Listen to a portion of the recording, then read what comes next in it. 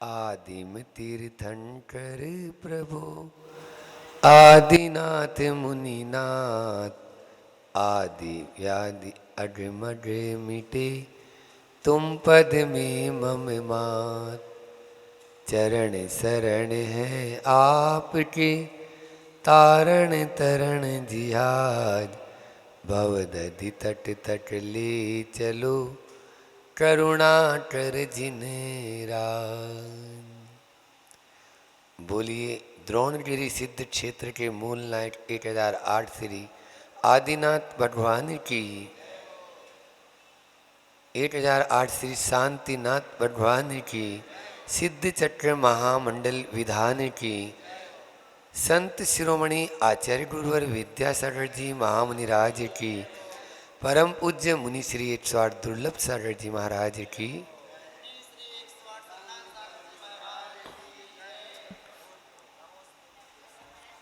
आज हम सब ने प्रातःकाल की बेला में 1024 अर्घ, जिनमें 1008 नामों से भगवान की बहुत ही अच्छे से आराधना की, उनके गुणों को अपन ने एक एक मंत्र के माध्यम से गाया। पहले मंडलाचरण कर लेते हैं, फिर उसके बाद में आगे की बात। प्रणम्य सिरिजिनाधीशम लब्धि साम्राज्य संयुतम श्री सिद्ध चक्र यंत्रस्य अर्चाम सहस्त्र गुणाम ब्रुवे। यह सिद्ध चक्र की जो अर्चा है, पूजा है, सहस्त्र गुणों को देने वाली है, ऐसा आचार्य कहते हैं।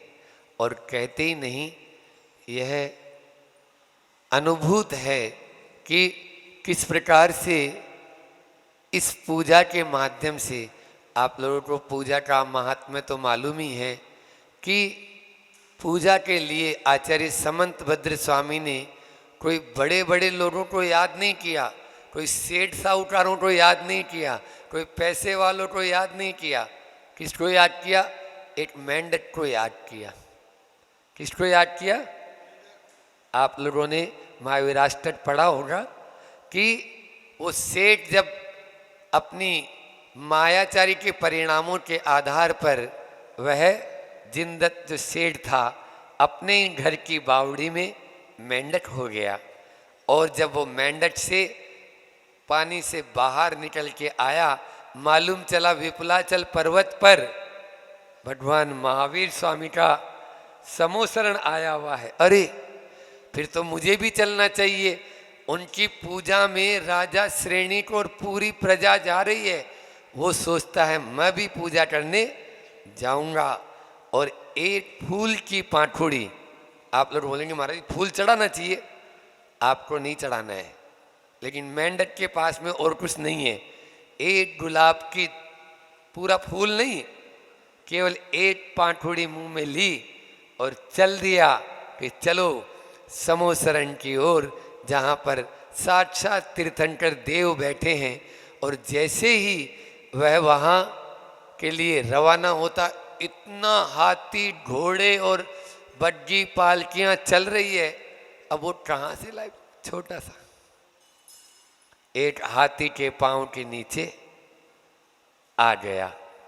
लेकिन पूजा का ये महात्म्य है कि पूजा के लिए जा रहा था, तुरंत मरा और देव बना और वैमानिक देव बन गया। और उन लोगों से पहले समोसरण में जाके बैठ गया। अभी वो लोग तो पहुंचे ही नहीं है। आपके यहाँ होता है ना कंप्यूटराइज सिस्टम, आदमी पहुंचे नहीं उसके पहले फोन पहुंच जाता है। आजकल फोन का जमाना है भैया। तो आदमी जैसे यहाँ से मान ली नीचे कमेटी में, नीचे पर्वत के नीचे वहाँ पहुँच रहा है। अब वो जाएगा 2-3 किलोमीटर में, उतने में देखो ये आदमी आ रहा है ऐसे ऐसे। अच्छा आपको कैसे मालूम चला? मालूम वो डिबिया। इसी प्रकार से वहाँ पर आचार्य समंत भद्र स्वामी, इतने बड़े आचार्य ने उस मेंढक को याद किया और वह मेंढक तुरंत जाके राजा श्रेणिक ने देखा सब देवता बैठे हैं और सबके मुकुट में कोई न कोई चिन्ह है, लेकिन इसके मुकुट में मेंढक क्यों बनाए हैं। उसने भगवान से पूछ लिया, गौतम स्वामी गणधर महाराज से, कि आज का यही प्रश्न सही। शंका समाधान तो चलता ही था। 60,000 प्रश्न पूछे थे अकेले राजा श्रेणिक ने। कितने? 60,000 प्रश्न। तो ये चिन्ह कैसा? तुम नहीं जानते हो। तुम्हारे इस राजगिरी में ये एक सेठ था, अपनी ही बावड़ी में मेंढक हुआ और परिणामों से देव होके तुम्हारे पहले यहाँ आ गया। इस प्रकार से पूजा का महात्म्य जगह जगह बताया गया है। छोटा सा भी हम विधान करते हैं, पूजा आराधना करते हैं, उसका अचिंत्य प्रभाव है। इतना बड़ा आज जो आप लोगों ने यह सिद्ध चक्र विधान किया, जिनसे 1 घंटे बैठने की कैपेसिटी ना हो और उनको हम 1:30 बजे तक बैठा लें तो क्या हालत होगी, ये तो हम भी समझ सकते हैं। लेकिन भावों के साथ में जब परिणाम लग जाते हैं, भाव लग जाते हैं, तो समय नहीं दिखता, घंटे बीत जाते हैं। तो इस प्रकार से 33 सागर की आयु, सुन रहे हो दिनेश भैया?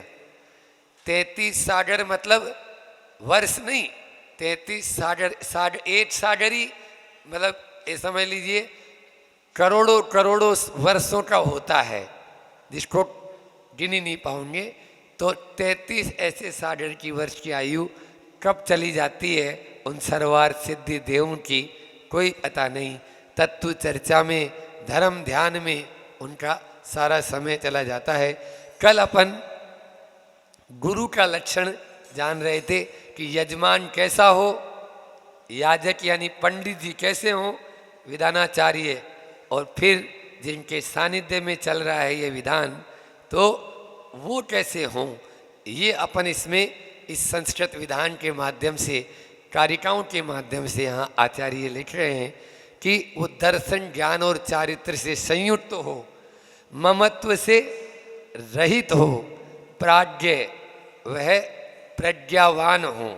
हाँ, मतलब ज्ञान ऐसा हो, ज्ञान ऐसा हो जो हित और अहित इसमें भेद करे। यदि हित की बात को यदि कोई सुनना नहीं चाह रहा है, हित की बात को यदि कोई करना नहीं चाह रहा है, तो इसका मतलब अभी वो ज्ञानी नहीं, अज्ञानी है। भले ही कॉलेज के प्रोफेसर साहब या क्या बोलते हो आप लोग, महाविद्यालय में जो डीन है वो मोहर लगा के आपको प्रमाण पत्र दे दिया हो, लेकिन वो प्रमाण पत्र कोई काम का नहीं है, क्योंकि अभी उसको ये चीज़ मालूम ही नहीं है कि मुझे क्या करना चाहिए और क्या नहीं। फिर उसके बाद में अगला आता है आज प्रश्न सह। अगला क्या है यहाँ पे?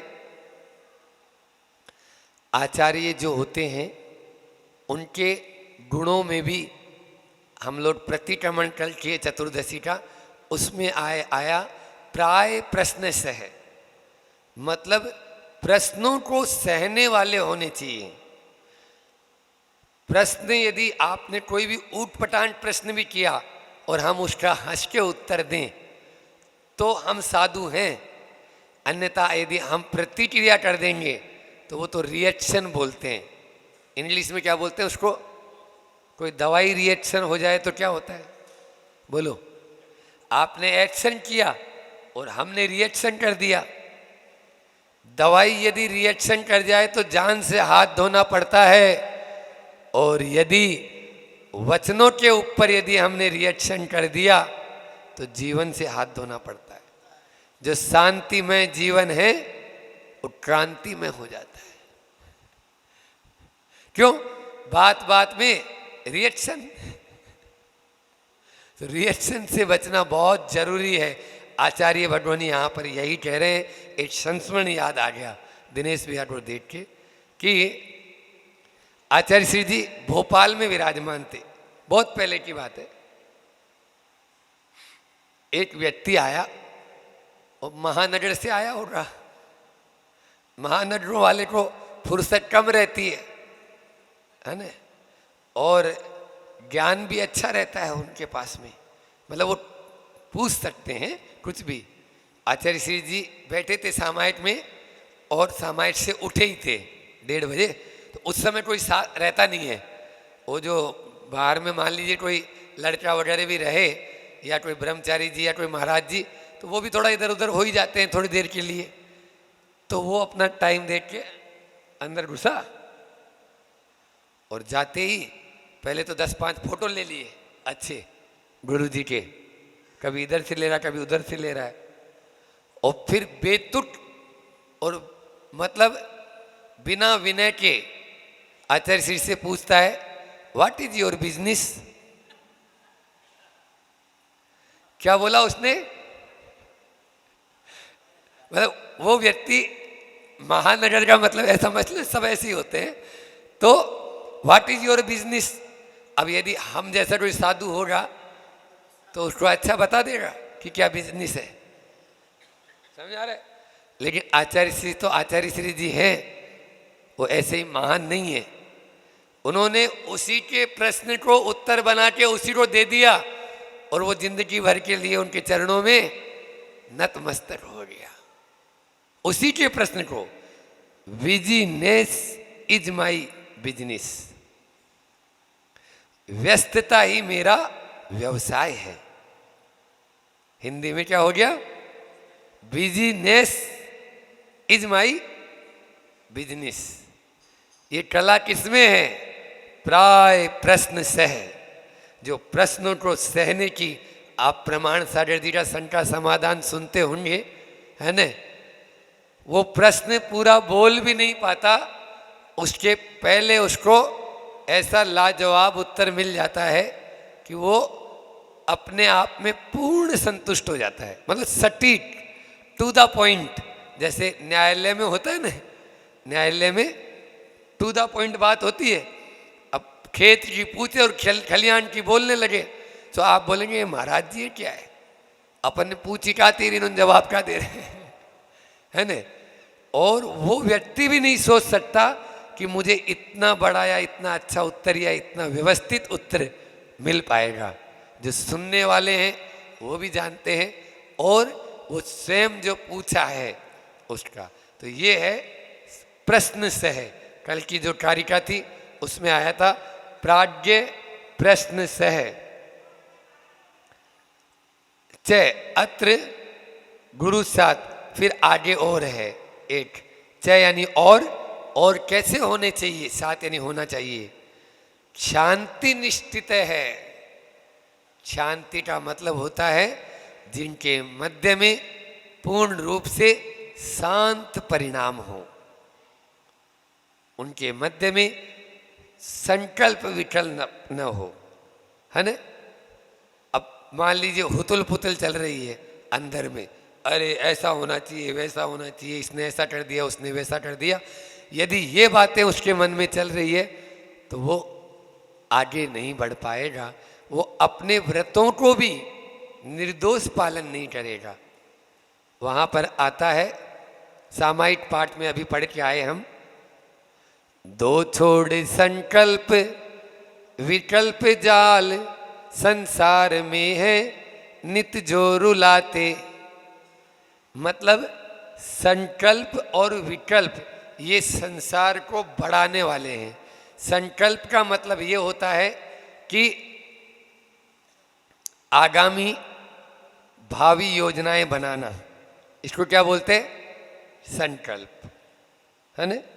मुझे ये करना है, मुझे वो करना है, मुझे ऐसा करना है, मुझे वैसा करना है, आगे के बारे में वो प्लान ही बनाता रहेगा।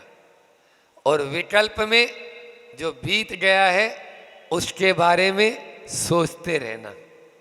प्रमाण सागर जी कहते हैं या तो गा गा गा गा गा करता रहेगा, इसी को आपकी भाषा में क्या है, उनकी भाषा में जल्दी समझ में आ जाएगा, है ना। अब ये संकल्प विकल्प याद नहीं रहेगा, लेकिन ये याद रह जाएगा जो उदाहरण दे रहा हूँ कि या तो मैं ऐसा करूँगा वैसा करूँगा, मैं ये होऊंगा मैं वो होऊंगा मैं ये बनूंगा। तो हर के पीछे गा गा गा गा गा लगा है, समझ में आ रहा है। इसको बोलते हैं फ्यूचर टेंस, गाड़ेगी, है ना। फिर उसके बाद में दूसरा विकल्प, ये संकल्प हो गया। विकल्प, मैं ये था, मैं वो था, उसने ऐसा किया, उसने वैसा किया, उसने ऐसा क्यों कर दिया था, उसने वैसा क्यों कर दिया था, उसने मुझे गाली क्यों दी थी। तो था, थी, थे, ये सब, तो ये था, ये है विकल्प। और यही हमारे दुखों की गाथा है। वो गाथा और ये था है, ये हमारे दुखों की गाथा है, बस और कोई गाथा नहीं है। आप इस गाथा को पढ़ने की जरूरत ही नहीं है। ये गाथाएं तो बहुत सारी पढ़ ली, लेकिन संकल्प और विकल्प यदि नहीं छोड़ा है तो 3 काल में खाली मात्र एक हाइकू याद आ गया, वो तो आएगा, कि सांप ने उतारी कांच ली, विष तो छोड़ो, है ना। सांप ने उतारी काचुली,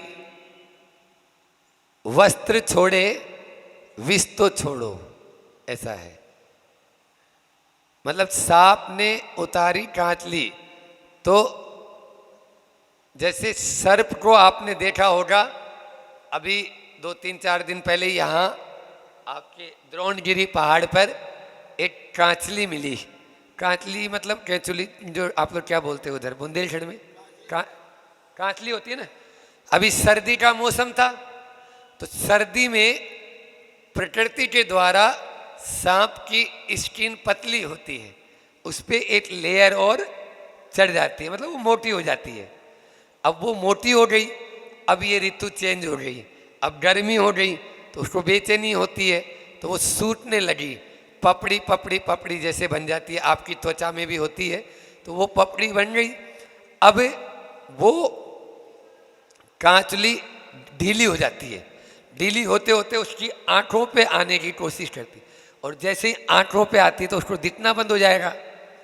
आंख में आ गई, मान लीजिए उसके अंदर चला गया, तो वो क्या करता है, छटपटाता है और उसको छोड़ देता है, उसमें से बाहर निकलने की कोशिश करता है। बिल्कुल सांप जैसी लगेगी आपको। कुंडलपुर में भी हमने देखी 8-10 फीट बड़ी, इस प्रकार की वो कांचुली उतार दी। अब वो कांचुली तो उतार दी उसने, लेकिन जो भीतर में जो विष के दांत है वो दूर किए क्या। इसी प्रकार से हमने वस्त्र तो छोड़े हैं, लेकिन भीतर का जो जहर है, क्रोध मान माया लोभ है, उसको छोड़ा या नहीं छोड़ा। तो केवल मात्र आचार्य श्री जी कहते हैं, वस्त्र उतारने मात्र से जो है ना शांति नहीं मिलेगी।